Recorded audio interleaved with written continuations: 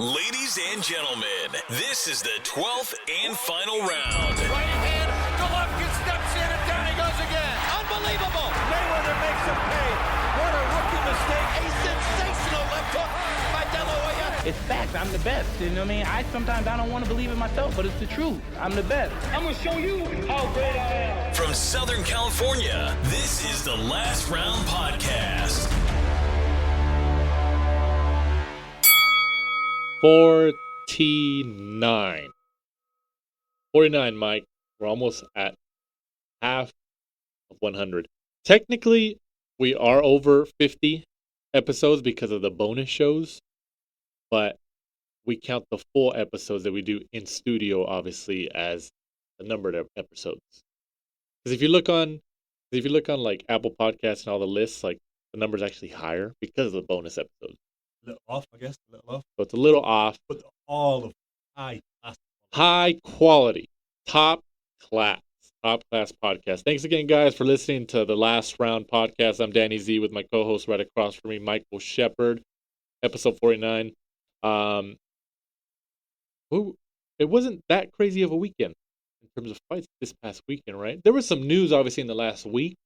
Canelo Kovalev officially announced. They had a presser out here in L.A. Ryan Garcia news, was that a conspiracy? We got to touch on that, but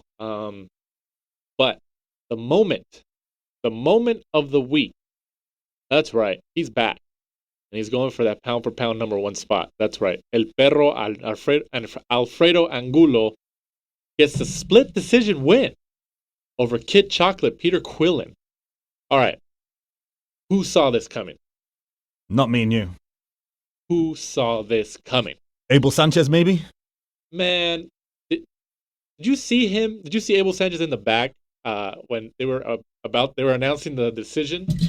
And he was just kind of like sitting, like obviously standing there waiting for the decision. And as soon as they announced Angulo's name as the winner, you could see like in his face, he's like, "Oh my God, it really happened!" Like he's like clapping. Like you could see even he was surprised. It was a sloppy fight, wasn't it? It was. Two faded fighters, really, and I think everyone going in there thought Peter Quillin was going to be the fresher guy. Well, on paper, he should have been. He kind of was to begin with. I think through the first sort of like 6-7 rounds, I think he'd thrown almost double the amount of punches that Angulo did. Really, Angulo just kind of walked him down, and I think either Quillin underestimated us, or that old phrase, he just grew old in front of us in the ring. That's that true. Night. So I think both of them really, if they're going to fight again, Angulo should be fighting more of those faded people around his own age than sticking him in there with a live underdog that someone's just going to crush. But that could very well happen. They just give him a good payday. Someone young goes in there. It's another name for their resume. But after the fight, Caleb Truax called him out because the original fight was supposed to be Caleb Truax, Peter Quillin, if I remember rightly. It was. So it would make sense, stick Angulo in there, who stood in and, performed on the night, came out with the W, stick him in there with Caleb Truax. So, as I mentioned, Angulo gets the split decision 10-round victory over Peter Quillin by scores of 97-93, 96-94, and 94-96. And this was this past Saturday from the Rabobank Theater in Bakersfield on Fox Sports 1. Angulo's 37. Quillin's 36? I didn't think he was out at 36. Really? I thought he was like 33 maybe. Well, he took like 4 years off, didn't he? It was That's just true. Uncle Al just gave him a sweetener. After that Jacobs win, not that Jacobs loss, man, I don't think he's ever been the same. I don't think he's ever been the same since Uncle Al paid him not to fight, was it Korobov? Oh, Matt Korobov? Yeah, I think he was the challenger, and he told him not to fight. Gave him something like $750,000, I believe, insane. Not to fight him. So he just went off into the sunset for a while and just was living life how he should do, and then just came back. And I don't think he's ever been the same. I think it's crazy that for this fight, CompuBox had Quillin connecting actually on 291 of 694 total punches, 42%, and 152 of 350. For his power punches. That's a lot. That's a high connect percentage rate. for someone that lost as well. Exactly. If you showed me this, or any I guess sophisticated boxing fan, if you showed him these statistics, you would think, oh, that guy most likely won, right? Yeah, you would have thought so. Angulo really doesn't throw a lot and was kind of just very slow in his footwork, just plodding around the wing, trying to, cut it off for Quinlan. And at times, actually, in the late rounds, I think it was round 8, round 9 maybe, he actually connected quite well with Quinlan. I had him kind of looked a little bit out on his feet, but he was just that old and his work rate was so slow that he couldn't really take advantage of that, get in there, and get Quinlan out of the ring. And, a KO would have looked so good at this age against someone of Quinlan's, resume. Even though he looked faded, it would have been good, Jumps in there onto maybe a bigger fight. But I'm glad, it's in fights like these, obviously, people were overlooking this fight. Like Angulo's obviously on the older side and been around for a while. People thought, his gas tank was essentially empty. So, obviously the betting odds, if any, were for Quillin in this fight. But it's situations like these when the opposite happens of what people are expecting that garners attention and creates a topic of conversation. I mean, would people really be talking about this if Quillin... Yeah, I mean, obviously boxing fans and the boxing media would still be talking about it, but if Quillin beat him by unanimous decision or even knocked him out, like, people, especially if he knocked Angulo out, people would be saying, oh yeah, Angulo just needs to stop, he needs to retire, he needs to stop, it'd be that type of narrative. But I think him winning, even if it was a split decision, is the bigger story out of any possible outcome. Because I mean, who honestly would have? I'm still surprised that he won. And who even knew they were fighting? Exactly. There was no promotion really about that card held in Bakersfield. I mean, yeah. I mean, obviously, there wasn't. It wasn't on the level of like a Spence Porter. No. I mean, you didn't see Angulo like on the NFL Sunday broadcast at Dallas Cowboy Stadium, right? They're coming out with Jerry Jones, like Alfredo Angulo fights in Bakersfield this Saturday. You know what I mean? Like Errol Spence. Yeah, because if he'd have lost, that would have been his 8th loss, and then everyone would just been like, well, Quinlan should have won. He just did what we kind of expected, and like, yeah, exactly. Onwards to his next fight, which probably would have been Caleb Truax because he was the original opponent. Exactly. Yeah. So it's kind of like you throw a wrench into it, like you said, mentioned Caleb Truax, who they wanted to match up Quillin against Truax, hopefully in the following fight or something like that. And obviously it didn't work. Angulo spoiled those plans. I haven't got a chance to see any interviews with Abel Sanchez because, like you said, Abel Sanchez trains Angulo. And I know Angulo was, I think he posted something shortly after thanking Abel Sanchez, saying, hey, we did it. Like, man, I'm telling you, I really want to know what Abel Sanchez thinks. And I'm sure there's already interviews out there. I just haven't seen them, but because I'm still baffled that he got the win. It's crazy. It's crazy. He got a lot of praise on Twitter. He did. Abel Sanchez, just sort of saying, like people had written him off because of kind of the abuse he kind of got from, the separation from Triple G, and then other people leaving camp.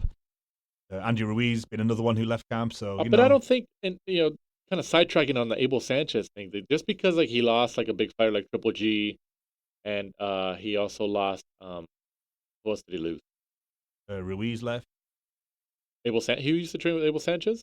Yeah, he was up that there. was a while ago. That was a while ago, but he was up that there. Doesn't really. I really don't count that. But I mean, obviously he lost a couple different fighters and lost his biggest one in Triple G. But I never thought.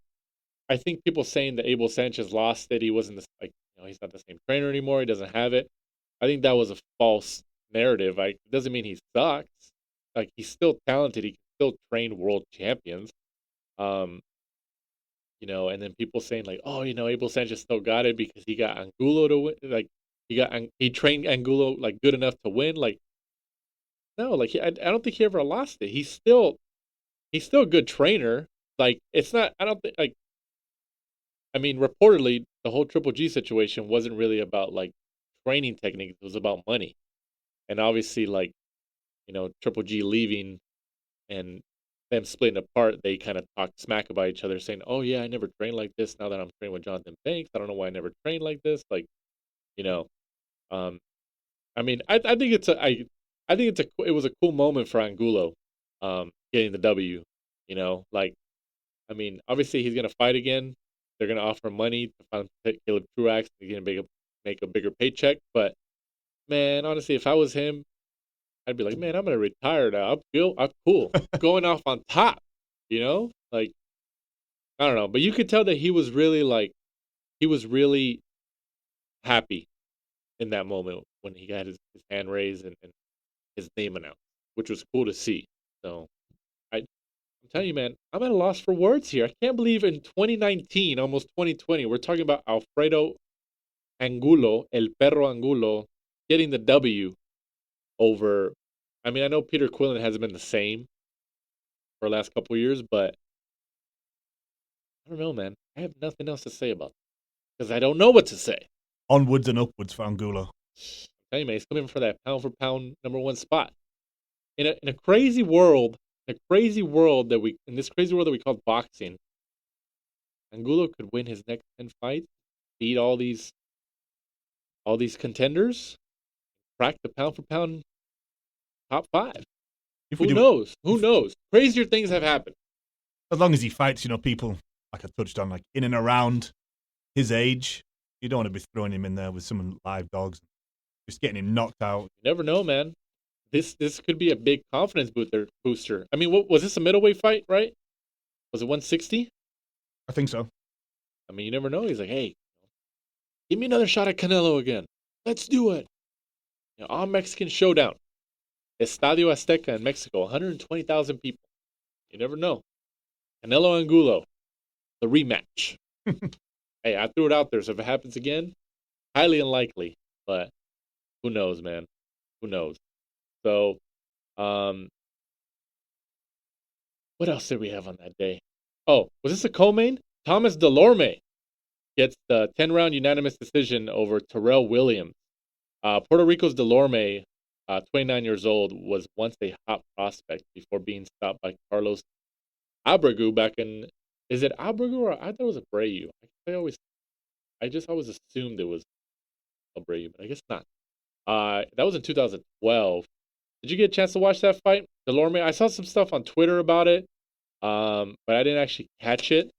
Did you get a chance to catch that fight, the Dulorme Williams fight, 10 round? Yeah, I saw the highlights. Anything that stood out to you? I thought Dulorme looked well. I think he's kind of had a rough patch, because obviously he got jobbed really against Jesse Vargas in October 2018. Yeah. I don't know, nothing of note, really. I thought it was a hard-fought fight. Just didn't really quite happen. Didn't really stand out too crazy. Exactly. Dulorme did fight Terrence Crawford in 2015. And Jordanis Ugas, who just lost a hard-fought decision to Sean Porter out here in L.A. at the StubHub Center. So he's been in there with some names. And then before this fight, he was in a draw with Jesse Vargas. Jesse, the new generation Vargas. Do you remember that when Jesse Vargas first started, he fought under Mayweather Promotions. His nickname was the New Generation. And then after that, no more nickname. He should have just kept the New Generation. Imagine he kept the New Generation for the whole career, and people are like, hey man, you're a veteran, you've been fighting for 15 years. He's like, I'm still the New Generation. When they call himself Pretty Boy, or the Heartbreak Kid, and they're in the 30s. This fight was at welterweight, 147 pounds. Williams is a 35-year-old who was hoping to have sort of a late surge into being a serious contender. But obviously, at least for this fight, didn't happen. I mean, at 35 years old, the previous fight we just talked about, Angulo's 37. There could still be moments ahead where they can get that stardom again. Who knows? Also on that card, Chris, is it Colbert or Colbert? Colbert. That's the way I would say it. Because I'm talking about the late night host over here in the United States. What is it? Late night. Stephen Colbert. Because he spells it the same, but he pronounces it Colbert. That's what it is. Colbert? It's all Showtime. Or Colbert. Chris Colbert remains undefeated with the first round knockout of Miguel Beltran Jr. Colbert was on the Netflix series Counterpunch. Did you ever catch that? I did. I thought it was a good series. Enjoyed it. Really? If you watch that fight and you haven't watched Counterpunch, watch it. It goes back and shows you kind of the amateur system, shows you Colbert coming through. And on that, his nickname at that point was Little B-Hop. Really? Because he loved Bernard Hopkins, but he's now changed it to Chris Showtime Colbert. Showtime, huh? So I wonder what Sean Porter thinks about that. I think Little B-Hop would have been better because he would have got more attention because he's kind of modeled himself on a legendary status of Bernard Hopkins. True. That's true. So now we got two Showtime. Showtime Sean Porter and Showtime Chris Colbert. Showtime Mike Shepard. Colbert obviously did well. It's his 5th KO in 13 fights now. He did flash his speed in that opening frame, obviously. He's got fast hands. He does got fast hands. And he did crack Beltran with a shot near the ear and a right hand that put Beltran face first down on the canvas, ending the fight clean and clear. First round knockout. You always know when they go face first, you're like, it's over. Aren't those always the most exciting ones, though? Like the knockouts in the first round. It's like, whoa, I didn't expect this. I was trying to get ready for a whole 12 rounds or a whole 10 rounds. You just threw it out of nowhere. Colbert, I keep wanting to say Colbert. It's not Colbert. 22 years old from Brooklyn. Hey, man, Brooklyn produces a lot of fighters, man. 22 years old. He's still got a lot left, obviously, in his career. At 13-0, 5 KOs. I mean, how many times has he fought this year? Do we have that? I'm not too sure for this year, but he's taken off, and he's one of those fighters as well who I think knows that you need to be kind of the whole package. That's why he calls himself Showtime. He's flashy, does a little celebration, talks quite well. So I think if they just bleed him through, keep him coming through the undercard, give him lots of different styles, I think he could be one to watch. Chris Colbert, 22 years old. He still has a lot of time left in his career. A lot. So, congratulations to him. 13-0, 5 KOs. Moving on. Also this past Saturday from Mexicali in Baja California, Mexico, Joseph Diaz Jr. gets the 30th win of his career as he gets the majority decision win over Jesus Cuadro. I think it was Cuadro. Are we missing an S there? I don't know. Majority decision. Okay, before we dive into the details, majority decision? I didn't think he looked too good. I don't think if he was looking for a big fight, he should have really gone in there and made a statement and knocked him out. Then stood there and made an announcement, like, hey, Tevin Farmer, let's go. Something like that instead of a majority decision against an opponent nobody knows. I mean, in Baja California? I mean, do you think, like, I know people say it, for fights and stuff, especially when somebody's trying to entice another fighter to get in the ring with them. Like, people say, like, conspiracy theories, like, oh yeah, they fought, like, he purposely fought like that to try to entice so-and-so to take the fight with him, because if he would have knocked him out, like somebody, like the last Golden Boy card right here in Carson, when Romero Duno fought, who's fighting Ryan Garcia on the Canelo Kovalev undercard in November. Duno got the unanimous decision win on that Saturday on DAZN, but he didn't knock him out. Like, he didn't look too dominant. There was somebody who I was having a conversation with who said, he's like, I don't know. He's like, what if he purposely fought like that to try to entice Ryan to take the fight with him? He's like, what if Duno knocked this guy out? And Ryan was like, oh, I'm not going to fight you yet.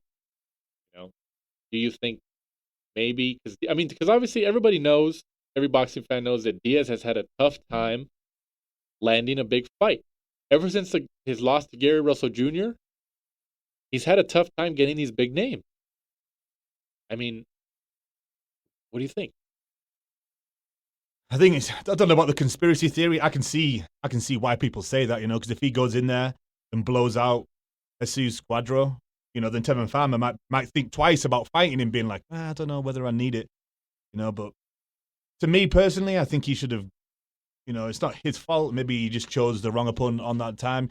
Jesus Cuadro did look a little bit tricky, kind of knew what he was doing in there. But the problem that Diaz has is every time I watch him, I always think technically he's very, very good. No, technically he's good. He's got great fundamentals. But he just doesn't have that pop in his jab. You know what's or anything. What's crazy is that like when he gives you the punches, like when he's punching, like there is power behind his punches, but for some reason it's not like that extra step.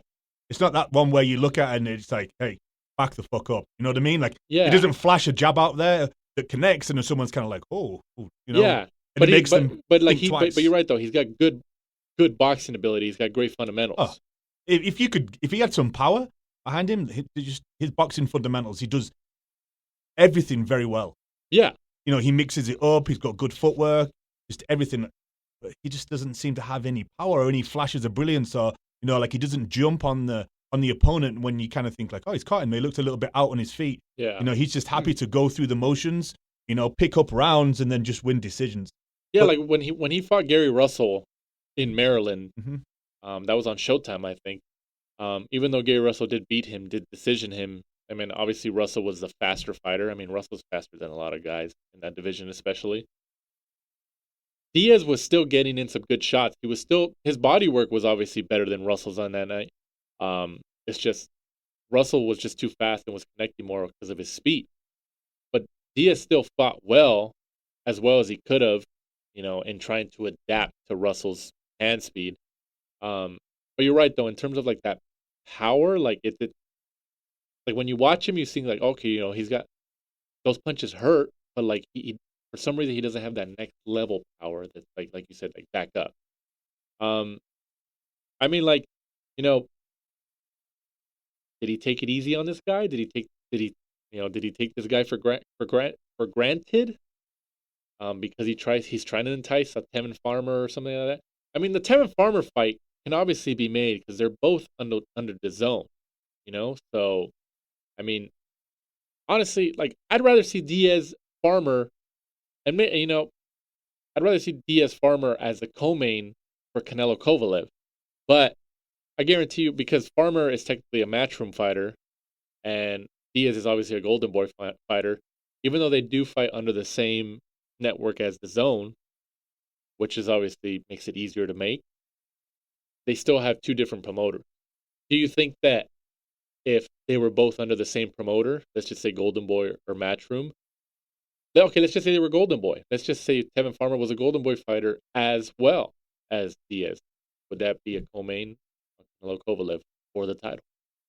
I think it could be, because I think that since they're both under the Zone, you know, it's kind of like, okay, you loan me this fighter, then we'll borrow another fighter later down the line. Right. No, yeah. And in an ideal world, that would be great. But I think because Eddie Hearn promotes Tevin Farmer, Oscar De La Hoya promotes Joseph Diaz. Yeah, I mean, the Zone is probably like, who cares? They both fight on the Zone. Just put them on the card, you know, give them the exposure. But, I mean, is that fight going to be its own main event, its own DAZN broadcast? It could be. You know, they've got that many dates now that we've got boxing nearly every weekend. That's why. That something like that could be, you know, just it's obviously not going to be a pay-per-view, but they could do. And then it's hard to tell, you know, because I don't know the popularity. I don't think really Jojo Diaz is that popular. Tevin Farmer's, I don't think that popular. So well, they're not. Like hardcore boxing fans know who they are, obviously. I mean, like, I think if you'd ask them, they would obviously admit that as well. It's an intriguing fight and one I'd like to see because of the social media back and forth on Twitter. They did call each other out, or Diaz, or there was some Twitter beef back and forth after this fight, where they called each other out and like saying, hey, you know, they tagged Golden Boy Oscar, Eric Gomez, like, hey, make this fight. Let's make this fight. And I think they all responded to each other saying, let's do it, let's do it, let's do it. So I don't see why that fight doesn't happen next for both of them. I don't see why it wouldn't. I really don't. Now the question is it its own main event, its own DAZN broadcast, or is it part of a larger card as like a co-main? I think if it's a larger card, it's going to be I don't even know whether you'd call it a co-main. I don't know whether it's big enough to be a co-main for Canelo Kovalev. It'd be a world title fight. So we'll see. It's definitely an intriguing fight, and I'd rather see that. Like, if for some reason they announced that fight. Well, Ryan Garcia is going to be co-main. I know, But it should, if unfortunately. that fight obviously gets added to the Canelo Kovalev card, that should be the co-main, regardless if Garcia is a more popular fighter. I mean, it's not, that's a world title fight. These guys are. But what, the 3 million Instagram followers is more important. I mean, I understand that, but like, I don't know. He's got 3 million Instagram followers. Technically, Diaz and Ryan Garcia kind of fight a similar weight class. Did you not hear me? He has 3 million Instagram I followers. understand that, Mike. I heard you. All right, I'm about to cut this audio off right now. We're about to end the show right now. But I mean, technically, Diaz fights at what, 130? He moved up, yeah. And Ryan just moved up to 135. I mean, man, if I was Joseph Diaz, I would be telling Oscar, hey, give me Ryan. Well, Let me fight Ryan. He can have the scraps after Duno's dealt with him. We'll touch on that later. The announcement of Canelo Kovalev and obviously the co-main Duno Garcia. Or is it Garcia Duno? People care about that. So like I said, I think Farmer Diaz happens next for Farmer's world title. I think the zone is obviously going to tell Eddie Hearn and Oscar De La Hoya, hey, put them both together.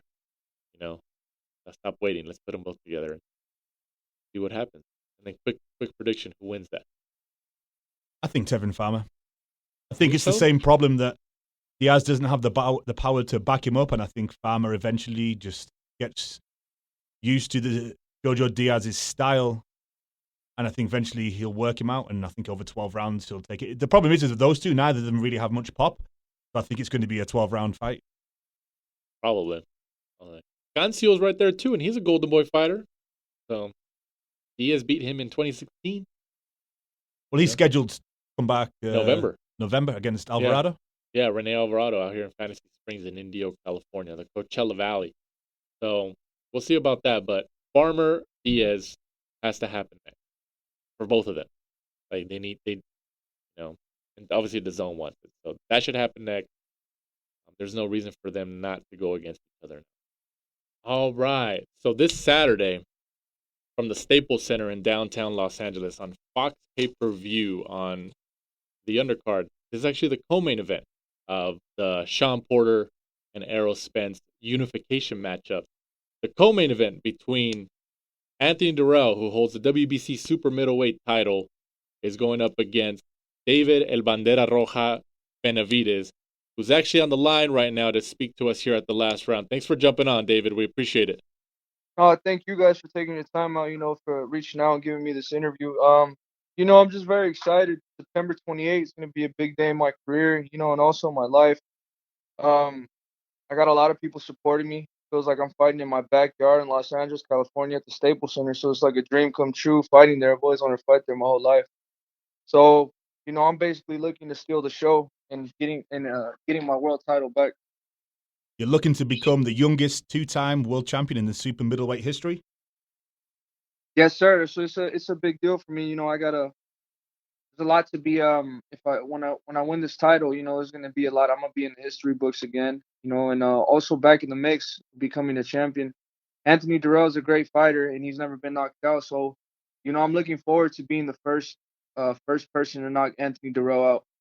I know I'm gonna hurt him. I don't know what round it's gonna be or what it's gonna be with, but I know I'm gonna hurt him. David, you sparred Sean Porter, for this camp, obviously, and obviously it got a lot of attention because Porter is fighting Spence on the same card and everything, and obviously you're the physically bigger fighter than Porter. Even though Porter, when he was younger, he fought the bigger guys. I think he fought Usyk when he was younger and stuff like that. So he's fought bigger guys. Speaking on that, what did you take from that fighting? Obviously one of the best welterweights in the world out here in LA. What did you take from that sparring session? Sparring Sean Porter, it was a great experience. Obviously, he doesn't have the style that the person I'm fighting has or has the height. But Sean Porter is a champion for a reason, and every time I get the opportunity to spar another champion, I'm more than willingly to take it. Sean Porter he's a great fighter, and he has a lot of things that he does good. He puts pressure really good, and he has amazing body shots, and then he has good overhand right. So I got a lot. I got a lot out of the sparring. I wasn't gonna try to brawl with him as well, but I was using more of my boxing skills. Stopping him with the jab when he comes in. Going around the ring. So I feel like we both walked away with something that we both learned from the sparring session. But in reality, it didn't really help either of us. Get ready for our fights. It was just more of like a media stunt, But we both respect each other, and it's always a good time to spar another champion. Speaking of sparring, world champion fighters in addition to Sean Porter, I'm gonna name some names that we learned that you've sparred before in the past, and you let me know, which one stands out more. So you've sparred Triple G, Kelly Pavlik, Gabe Rosado, Dimitri Bivol, Zurdo Ramirez. Are we right in all those? Yeah, I've sparred all of them. The one that really stands out the most to me is I've said it before and I'll say it again. It's always gonna be Gennady Golovkin because I sparred him when I was younger. I sparred him when I was 19. I sparred him from 16 all the way up until 19 or 20. So I learned a lot from Gennady Golovkin. He has a lot of tools. He has a lot of tricks in his hat. He knows how to do a lot of stuff. He has so much experience.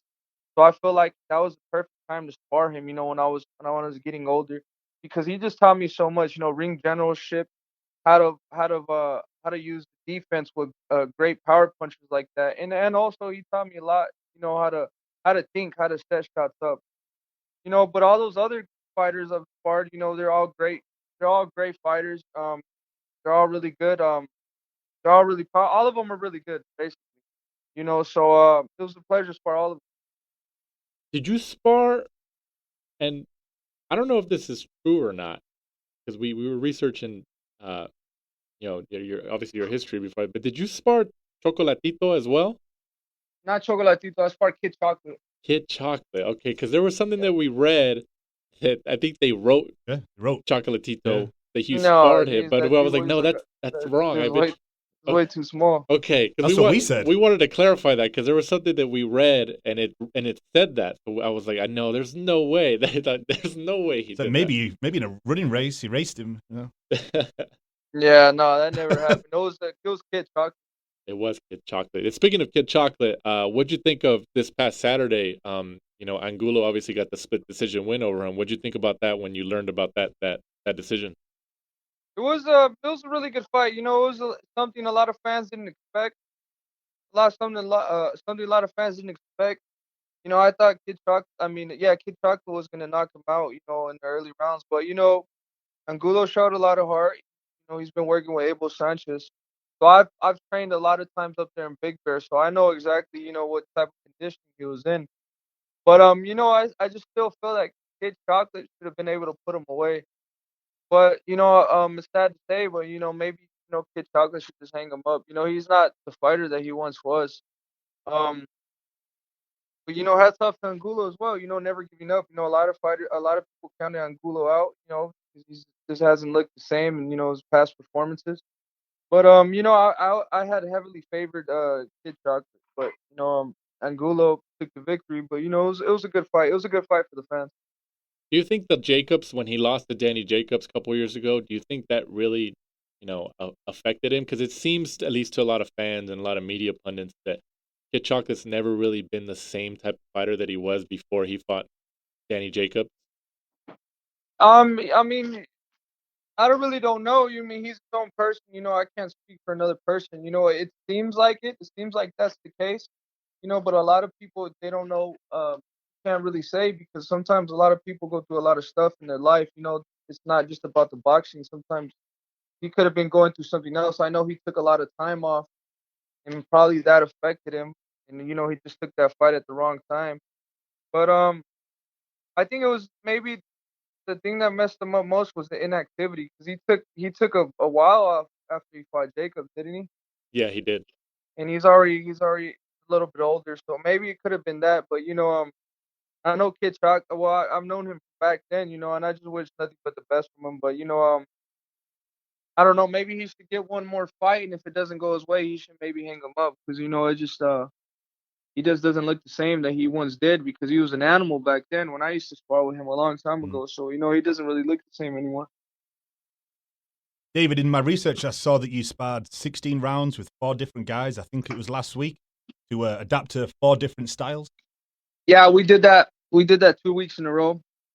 For the last 2 weeks, we're doing for the whole camp, we probably had like about 200 plus rounds in sparring. I can't even say because there was so much sparring, but because the type of fight this is, we're gonna put it all online and we gotta be ready for anything.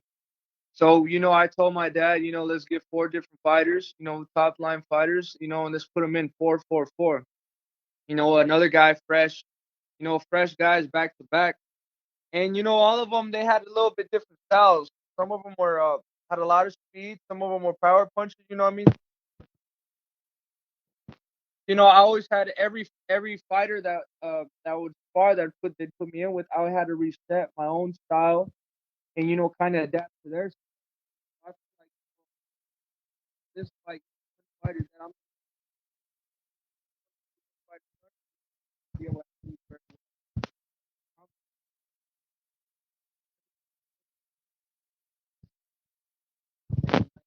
my fans, and I'll definitely put on a show. I also read that as you get older, you're looking to move up to light heavyweight and maybe even cruiserweight. Yeah, maybe. Right now I'm just really focused on staying in the super middleweight. There's a lot of great fights to be made. There's Callum Smith. There's who else is Billy Joe Sanders, Caleb Plant, obviously he's there. And then the fight that everybody wants, Canelo. So there's a lot of great fights to be made. I mean, I'm barely going to turn 23 this December, so I mean, we still have a lot of time to think. I make 168 fairly easy, so I'm gonna be at 168 for a while until we get all the fights we want to get, and then we'll look to move up to 175. Without looking past Dirrell, you're still looking for the Caleb Plant fight. Obviously, you had a bit of a beef with him. Yeah, that's gonna be a great fight, and I feel like it'll get a lot of views because obviously it's publicly known that we don't like each other. But at the end of the day, he's a great fighter. I'm a great fighter, so this just brings great fights to the sport of boxing, and I'm looking forward to that. Like I said, when I retire, when I hang him up, I want to look back at my career and say that I fought the best. I fought the best out of the best, and I beat everybody. So I'm definitely looking forward to getting all these great fights. Would you like to go over to England to fight Callum Smith? Yeah, man. I mean, if I feel like that's definitely one of my dreams, going out there to UK. The fans are crazy about boxing. They always, every time Joshua or any of the other guys fight, they always sell out. It's amazing numbers that they put up. So I'll definitely be glad to go up there. So, David, speaking of Canelo, obviously it's officially announced that he's going to fight Sergey Kovalev. And Sergey Kovalev only fights at a division right above you, 175. What do you think about that? Because obviously that's a very intriguing matchup. What do you think about that as the world champion that you are, and only pretty much at the same weight class that they both are?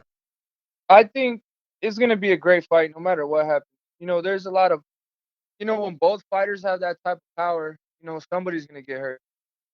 You don't really know who is, but Kovalev. Look, the thing about Kovalev that people don't realize, before he got knocked out, he was a monster. He wasn't just beating everybody. He was demolishing everybody. So I feel like he got a little bit too comfortable, and that's why he got knocked out. But since he got his belt back, I feel like he's rededicated himself. He's been working hard, and also you don't need any more motivation to get ready than to getting a fight with Canelo. What more motivation do you need? And I feel like Canelo, he wants to be a great in the sport, and I respect him a lot for going up to 175. And also what I like about that too is that there's no weight clause, there's no catch weight either. So that could definitely play a big factor. I mean, I don't know how much Canelo's looking to go up, or how much how much more he's gonna go up after the weigh-in. He's naturally a small guy. Kovalev is a huge guy, so I don't know, man. It's gonna be a great fight. I'm definitely gonna be excited to watch that fight. Do you think it's fair to compare Canelo's, insistence on moving up to fight Kovalev, essentially 2 weight classes? Do you think it's fair to compare it to Mikey Garcia's decision earlier this year to move up to fight Errol Spence because he essentially moved up from 135 to 147? Now that you're really that you're talking about it, it really is really similar. I haven't really thought about it like that, but you know, that could be how it plays out. But we can't count Canelo out because Canelo's a great fighter, but he hasn't been with a great big fighter like the biggest fighter he's fought was his name the guy that fought at 68 was his name the one he took the belt from. Rocky Fielding? Rocky Fielding, and no disrespect, but in reality, Rocky Fielding was not really he was an okay fighter. He didn't have that much power. He's not a Kovalev, in other words. Hmm. So I don't know, man. It's at the end of the day, it's going to be who's willing to push himself to that limit to get that win. Um, I don't even know who's going to win that fight. It's going to be an amazing fight. Like I said, I'm going to be tuning in. I'm excited to watch that fight. Absolutely. And then, David, besides yourself, of course, who do you think is the second best 168 pounder in the division behind you? I'm not even gonna lie right now. I'm not gonna say I'm the best right now because I don't have that world title. Once I have that world title, then I'll give myself the credit and call myself the best. But I gotta be respectful to the sport too. Hmm. Since I don't have the belt, I can't call myself number one. You know, but you could put Anthony Dirrell up there. You could put Caleb Plant up there. You could put Colin Smith up there. All the champions, they all deserve those top spots. What I mean? I feel like I'm right behind all those champions.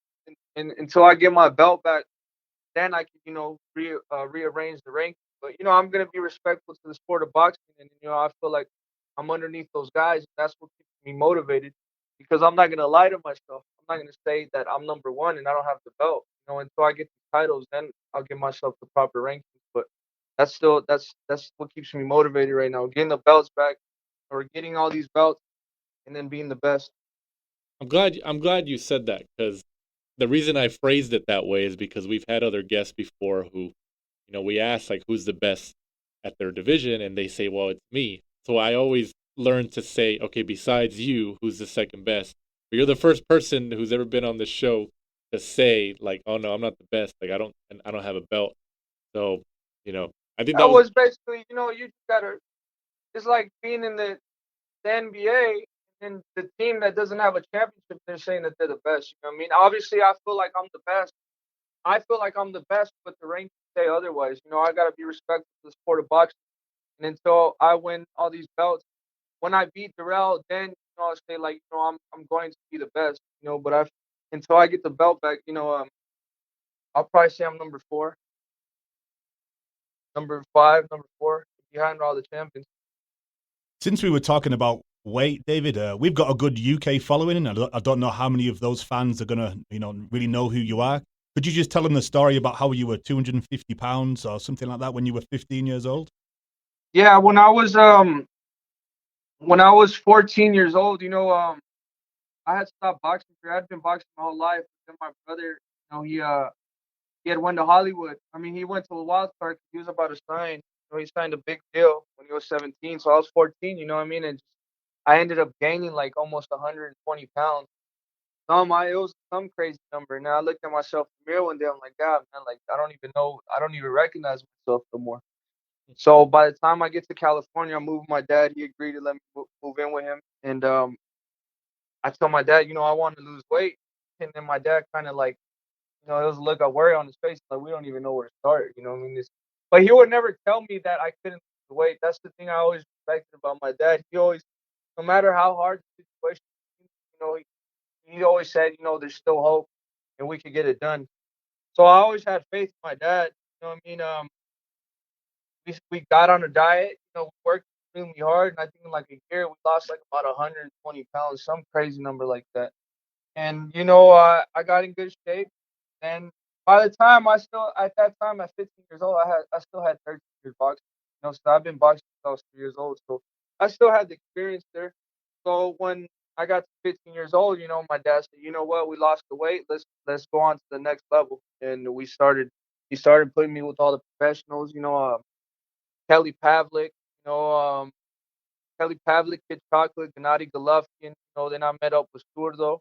I met up with a whole bunch of different, world champions. And, that's just basically how we got it started. We went to Mexico, turned pro, and, we've never looked back since. I mean, it's very hard when you're very overweight. And at times it feels like, you're never going to lose weight, and it's not possible. But if anybody, hearing me, that's a little bit overweight right now, just it's the best things in life aren't easy, so if you want to do something with your life, you got to dedicate yourself, and not be satisfied until you accomplish your dream or accomplish what you want to accomplish. It's just nothing is easy in life. You might as well give it your all at anything you do. Absolutely, absolutely. Well, David, we appreciate you taking the time. I know it's fight week for you. Like we said, you're fighting Anthony Dirrell for his WBC super middleweight title. Which, really quick, do you believe that? Are you going into this fight like you never lost it because technically you didn't lose it in the ring? Are you? Do you still feel like you are the champion? Yeah, I still feel like I'm the champion. I'm still going in there with a lot of confidence. You know what I mean. Even when I got suspended when I was out for a year, I worked my ass off. I was training the whole year. That's why I came back so strong in my last fight, March 16. I'm like, I had to make a statement. So this time, it's on pay-per-view again. Anthony Dirrell's never been knocked out, so I like to take that challenge. I like to challenge myself, knocking him out. I know it's not going to be easy, but if I want to be the next superstar, and I want to become the boxer that everybody, all the fans love to see, I got to challenge myself. And I got to give them the fights they want to see, and I got to deliver. If I don't knock them out, I'm going to put a beating on them. I can guarantee you that.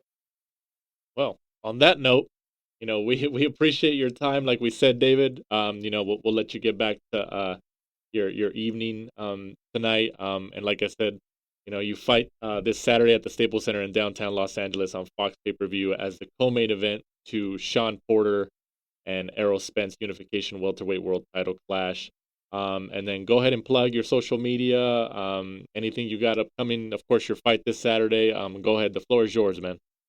Yeah, you could just want to tell the fans you can follow me at Benavidez 300. Also, I got merchandise, so if anybody's interested in buying it, it's at www.davidbenavidez.shop.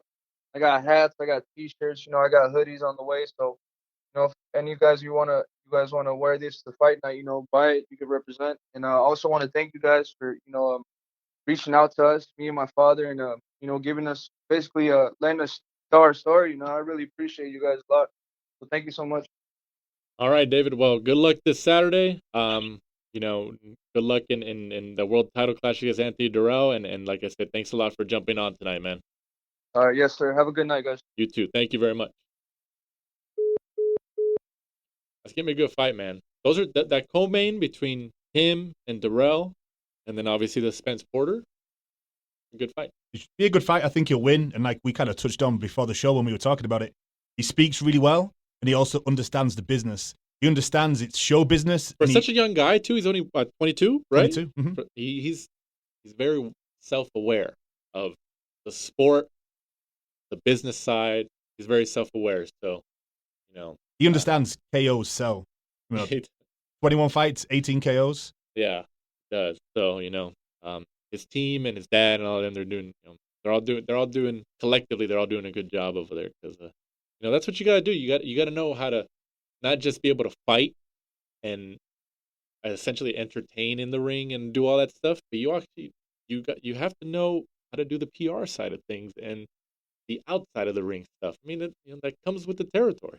Yeah, if you're like Adrian Broner says, at the end of the day, you really need to stand, the whole aspect because, you could be the best fighter in the world, but if you don't have showmanship outside of the ring or in the ring, unfortunately, you're not going to get the paydays. Like Tyson Fury is kind of boring in the ring. Whoa! But he's entertainment outside. That works, but that works for him. It does. You think he knows that? Yeah. He's like, I'm going to be entertaining outside the ring because in the ring, I'm more of a boxer. Because his first time when he was just mainly in Britain and when he beat Klitschko, I think he knew that, he won the title and the British fans didn't really still take to him. But now he seems to know that, showmanship, a lot of talking, it sells. Well, let's jump into this card as we wrap up the show here. We'll start actually with the Benavidez Dirrell fight. Even though we did talk about it with him, of course, it's for the 168-pound WBC super middleweight title that Dirrell holds. And like we said during the interview, Benavidez obviously didn't lose it in the ring. He lost it outside of the ring due to issues he was going on. Like he acknowledged that he was out for a year suspension. So he's the lineal WBC. He's the lineal WBC. I guess, yeah. If you want to twist it like that, in some weird form. So, I think. Did you look at the betting odds for this? He's a heavy favorite. Benavidez is a heavy favorite. He is, right? Going in as challenger.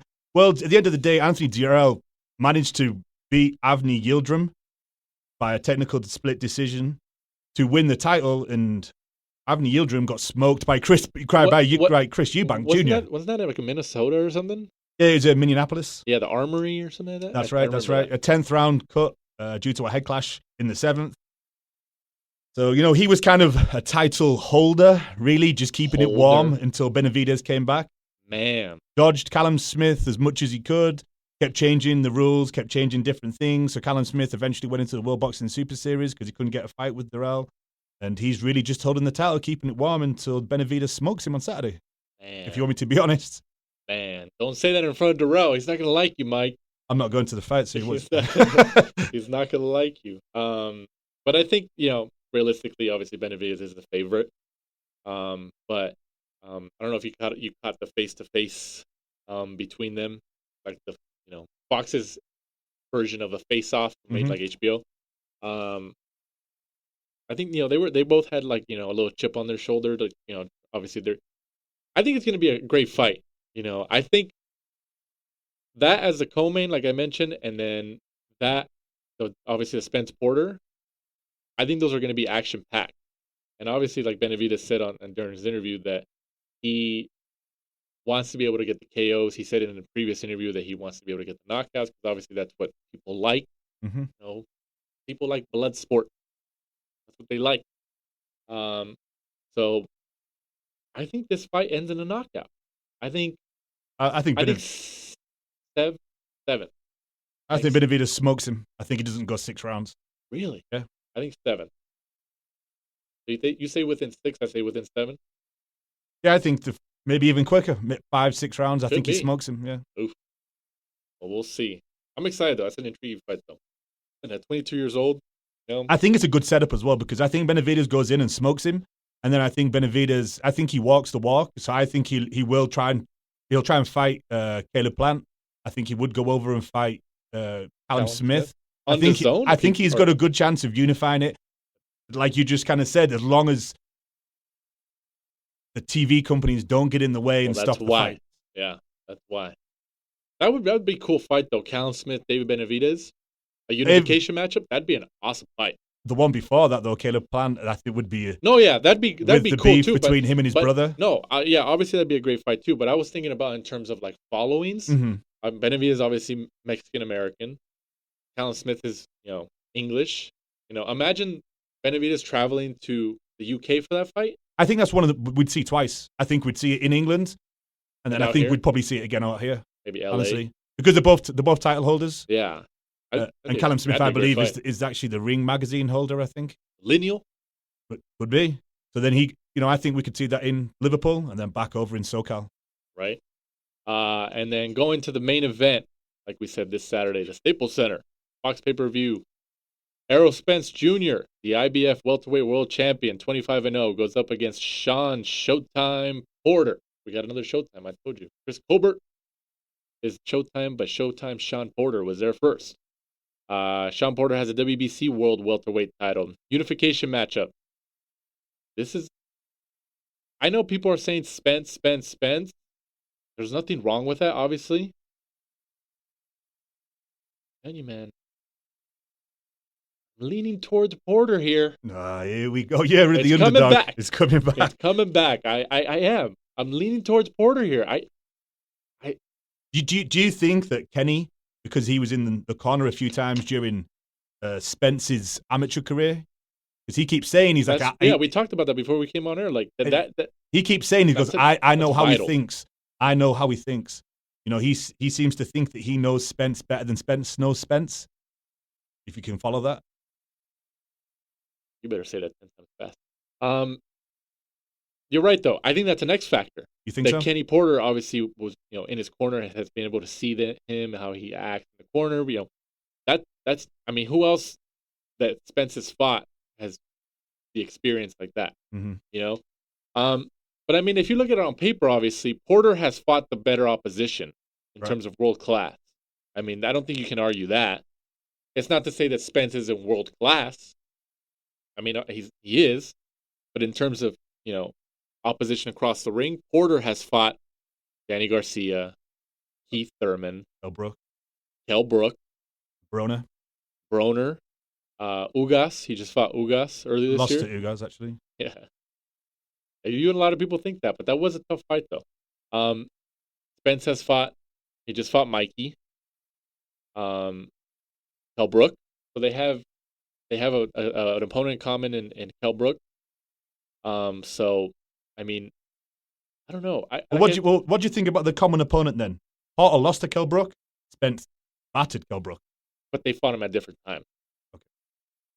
Porter lost a hard-fought decision. Mm-hmm. Kell Brook had not fought Triple G yet, and he had not fought Spence, obviously.